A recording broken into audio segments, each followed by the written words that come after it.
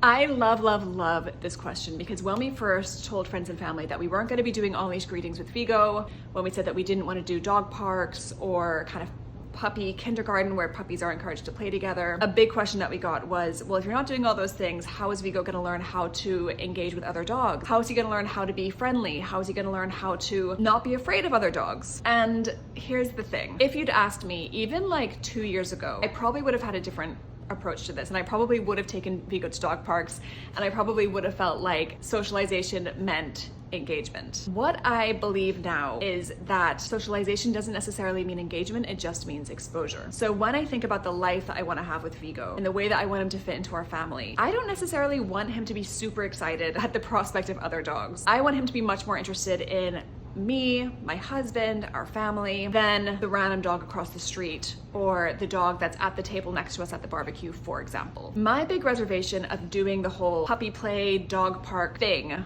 was that I never wanted Vigo to associate seeing another dog immediately with playtime. I wanted him to know that playtime is for designated windows of time when he gets permission from me or my husband to play with that dog. And the thing is, if you take your puppy to like a puppy play class or to a dog park, I was just nervous that he would start to learn the lesson of other dogs mean playtime, other dogs mean forget that Liz is in the picture and just go play. And I've talked about this before, but it's similar with on-leash greetings. With on-leash greetings, I didn't want him to ever associate being on a leash and going for a walk with, oh, I see a dog across the street, it means I'm gonna go say hi. Because the problem is, when they're young and when they're puppies, everybody's like, oh, can my dog come say hi? They're friendly. And we definitely saw that with Vigo, and every single time we had to say no. And trust me, it was just super awkward, super uncomfortable, but we stood by our guns that we weren't going to do on-leash greetings despite the awkwardness. And the thing is that now that he's older, he's probably like 8-ish months now, we no longer get 10% of the people who see us on walks trying to get our dogs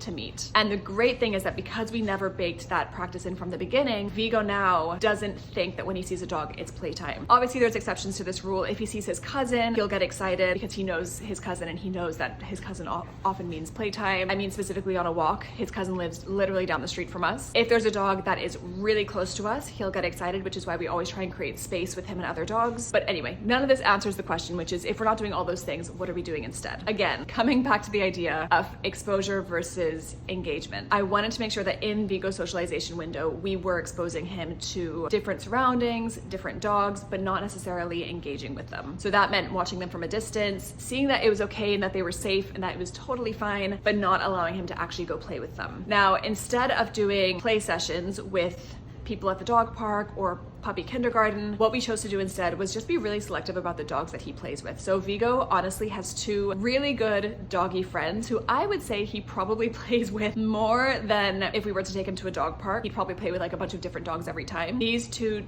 friends of his, so it's Mackie, his cousin, and Ghost, I call Ghost his Yoda because Ghost is like a big dog that's showing him the ropes of life in my mind. When he sees them, he knows that he's allowed to play and have fun. He's not allowed to do this with any other dog, really. I would definitely make exceptions for this. So like our neighbor, we've talked about having them over and having the dogs play, but because we have our no on-leash greetings rule, it means that we have to get together as a group, right? It's no longer just like a kind of meeting of 2 snouts on a random walk. It requires more coordination. So I would be open to that if we manage to make it happen. It just hasn't come into the calendar yet. And likewise for a lot of our neighbors, whenever we see our neighbors who are like, oh, I want our dogs to play together, I'm super on board with that, but I just don't want that to happen in a face-to-face on-leash environment. The one caveat that I would add to this, looking back at Vigo and our time with Vigo, is sometimes I do wonder if it would have been good to put him into like a puppy kindergarten, but to have been very selective about the kindergarten that we picked. So knowing the trainers that we use now, so we are with Applause Your Paws in Miami, they do a puppy kindergarten class. I wish that I had maybe understood a bit more about what that looked like with them. I did call them when Vigo was maybe like 3 months old and said,